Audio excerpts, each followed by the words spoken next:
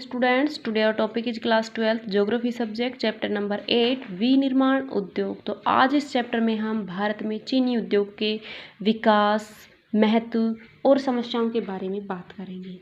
तो भारत में गन्ना चीनी तैयार करने का जो मुख्य स्रोत है। चीनी के अतिरिक्त गन्ने से गुड़, खांड भी तैयार की जाती है। सन 1931 तक भारत में चीनी उद्योग विकसित नहीं हुआ था। हमें विदेशों से चीनी आयात करना पड़ता था। सन 1932 में सरकार ने विदेशी चीनियों को प्रोत्साहन देकर आयात शुल्क में वृद्धि की, जिससे चीनी उद्योग का विकास हुआ। सन 1931 में भारत में कुल 21 चीनी मिलें थीं। वर्ष 1950 to 51 देश में जहां 139 मिलें थी, वहां 2011-12 में चीनी मिलों की संख्या बढ़कर 506 हो गई। चीनी का उत्पादन बढ़कर 177 लाख टन हो गया था।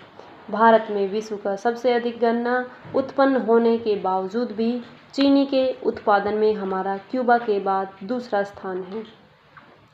हमारे देश में चीनी के अतिरिक्त खांड और गुड़ भी गन्ने से ही बनाए जाते हैं। कारखाने पुराने और उनकी क्षमता कम है। गन्ने की प्रजाति उन्नत किस्म की नहीं है। चीनी उद्योग मौसमी उद्योग होने के कारण इसमें श्रमिकों को स्थायी रूप से रोजगार नहीं दिया जा सकता और पिराई के समय श्रमिकों का अभाव बहुत बड़ी समस्या है। अब इसके वितरण के बारे में हम बात करेंगे। तो चीनी उद्योग के स्थानीयकरण में गन्ने की महत्वपूर्ण भूमिका है, इसीलिए चीनी मिलें गन्ने के उत्पादन क्षेत्रों में लगाई जाती हैं। तो ये मैं आपको पहले बता चुकी हूँ कि उद्योगों की अवस्थिति को प्रभावित करने वाले कारक, तो कच्चे माल की प्राप्ति भी इसमें पॉइंट था।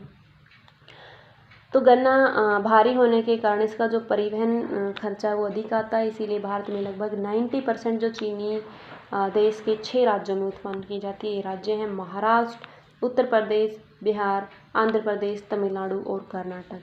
महाराष्ट्र में चीनी के उत्पादन की दृष्टि से महाराष्ट्र का स्थान देश में प्रथम है।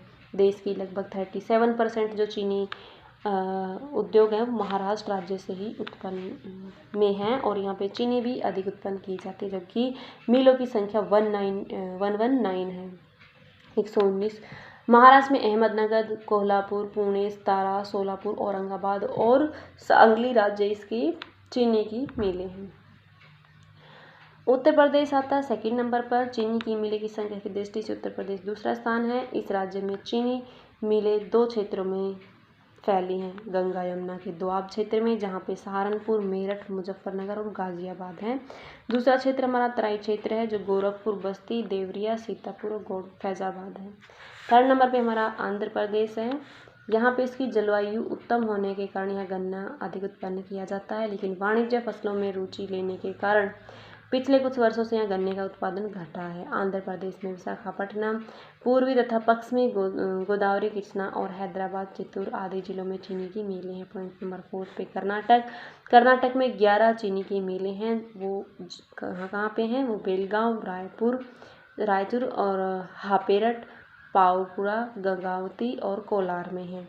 पॉइंट नंबर 5 बिहार में चीनी की मिलें चंपारण, सारण, पटना, मुजफ्फरपुर, दरभंगा, गया, शाहाबाद और भागलपुर जिले में हैं। इसके अलावा कुछ अन्य राज्य भी हैं, जैसे हरियाणा में यमुनानगर है, पानीपत, सोनीपत, रोहतक, अम्बाला, जींद, पंजाब, अमृतसर, पटियाला वगैरह में। तो ये तमिलनाडु, ये वो राज्य जिनमें और भी यहाँ पे उद्योग स्थापित किए गए हैं। अब इसकी हम समस्याओं के बारे में बात करेंगे कि यहाँ पे जो चीनी उद्योग की कुछ मुख्य समस्याएं हैं। जैसे पॉइंट नंबर 1 होगा कि ये एक मौसम उद्योग है, जो वर्ष में 4 या 5 महीने ही चीनी का उत्पादन करता है, उसके बाद ये बंद रहता है। भारत में गन्ने का प्रति हेक्टेयर उत्पादन कम होता है। पॉइंट नंबर 3 चीनी में गंधक का प्रयोग किया जाता है, जो कि भारत में बहुत कम मिलती है। पॉइंट नंबर 4 भारत में इन मिलों का उचित स्थानांतरण नहीं है। पॉइंट नंबर 5 इसके परिवहन पर अधिक खर्चा आता है, क्योंकि गन्ना ह्रासमान पदार्थ यानी कि वजन अधिक होने के कारण। पॉइंट नंबर 6 भारत में इस उद्योग को स्थापित करने के लिए तकनीकी ज्ञान की कमी होती है। पॉइंट नंबर 7 इस उद्योग में सरकार ने ऊंचे कर लगा रखे हैं। अब इन समस्याओं का समाधान करने के लिए देखो, इन्हीं पॉइंट्स से हम बताएंगे कि यदि इसमें हम 4 या 5 महीने जो इस उद्योग में काम करते हैं वो 4 या 5 महीने हमें काम ना करके पूरे साल काम करना है, तो उसके लिए हम क्या करेंगे कि ऐसे जलवायु क्षेत्र को ढूंढेंगे जहाँ ये इसके अनुकूल, वहीं पे हम उद्योगों को स्थापित करेंगे। नेक्स्ट पॉइंट होगा, भारत में गन्ने का प्रति हेक्टेयर उत्पादन मैंने कम बताया था, तो उसको बढ़ाने के लिए क्या करेंगे, उसमें उन्नत किस्म के बीजों का प्रयोग करेंगे। चीनी की में गंधक का जो प्रयोग किया जाता है, जो हमारे यहाँ पे नहीं मिलती है, तो हम इन उद्योगों को वहाँ पे स्थापित करेंगे जहाँ चीनी के लिए बनाने के लिए गंधक मिल जाए और वहाँ पे गन्ने की खेती भी आसानी से की जा सके। स्थानीयकरण के लिए हमें अनुकूल वाला क्षेत्र मिल जाना चाहिए। परिवहन हमें ज़्यादा दूर क्षेत्रों में नहीं करना चाहिए, जहाँ पे कच्चे माल की प्राप्ति हो वहीं पे उद्योगों को स्थापित कर लेना चाहिए ताकि उस पर खर्चा कम आए। सरकार ने जो इस पे ऊंचे कर लगा रखे हैं उन करों को कम करवाना चाहिए ताकि उसमें हमें कुछ बचत आए। तो आज के लिए हमारा यही टॉपिक होगा, तो जिसमें हमने आज क्लियर किया है भारत में चीनी उद्योग के विकास के बारे में पढ़ा, कैसे धीरे धीरे विकास हुआ था, इसका हमारे लिए महत्व क्या है, इसके सामने इसका वितरण, इसकी समस्याएं क्या हैं और समस्याओं का समाधान का उपाय किस प्रकार किया जा सकता है। तो ये था हमारा आज का topic. Thank you student, have a good day.